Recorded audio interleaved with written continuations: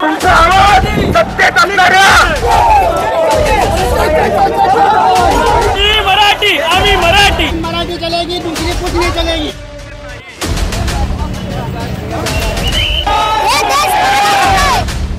सर्व तमाम मराठी बांधवांनो, भगिनींनो, आपके आंदोलन को रोकने की कोशिश की गई।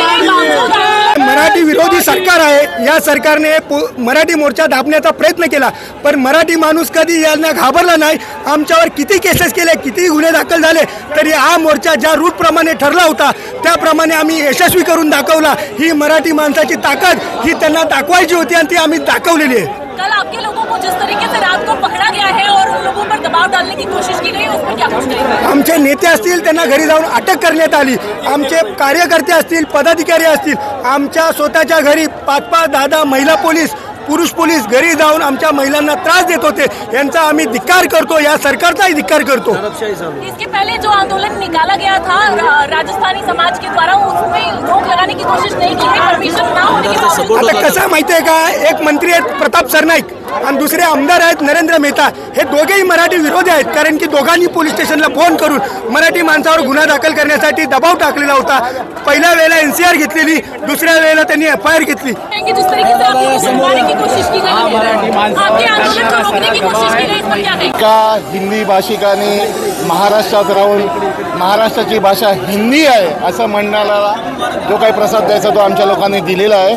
त्यावरून झालेल्या घटनेवरनं जेव्हा इकडचं स्थानिक आमदार, त्यांचं आडनाव मेहता आहे म्हणून लगेच मेहतांचीच बाजू घ्यायला पाहिजे असं नाही, पण नीट विचार करून त्यांनी हे केलं पाहिजे होतं। त्यांनी कुठली नोटीस न देता मोर्चा काढला, त्याला परवानगी नव्हती, त्याला पोलीस संरक्षण दिलं गेलं आणि आम्ही मराठी लोकांनी, हा कुठला राजकीय मोर्चा नाही आहे, बघितलं तर घराघरातली मराठी माणसं उतरलेली आहेत। या सगळ्यांनी शांततेने लोकशाही मार्गाने मोर्चा काढण्याचा प्रयत्न केला तर पोलीस दडपशाही करणार, आमच्या माता भगिनींना उचलून आत टाकणार। हे सरकारचं अत्यंत नाकर्तेपण आहे। हिंदी सक्तीपासून मराठीला दडपण्याची जी काही भावना चालू झालेली आहे ती यातून दिसून येते। आम्ही पोलिसांना न जुमानता आम्ही जिथपर्यंत मोर्चा आणायचा होता तिथपर्यंत आणलेला आहे। पोलीस आणि प्रशासन मराठी माणसाचं महाराष्ट्रात वाकडं करू शकत नाही।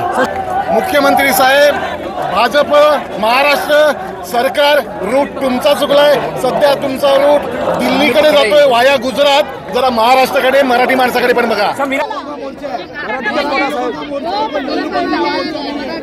आपको फिर से बात देता हूँ, मराठी के बारे में और महाराष्ट्र के बारे में अगर कोई गलत बोलेगा तो उसको वैसा का वैसा जवाब दिया जाएगा। आप उसका गुस्सा, हमारे कम से कम 100 आदमियों को डिटेन किया गया, जमाबंदी की है, उसके बाद भी ये मोर्चा निकला है। तो आप समझ जाओ, नीट का बदला पत्थर से देने का काम हम लोग करेंगे।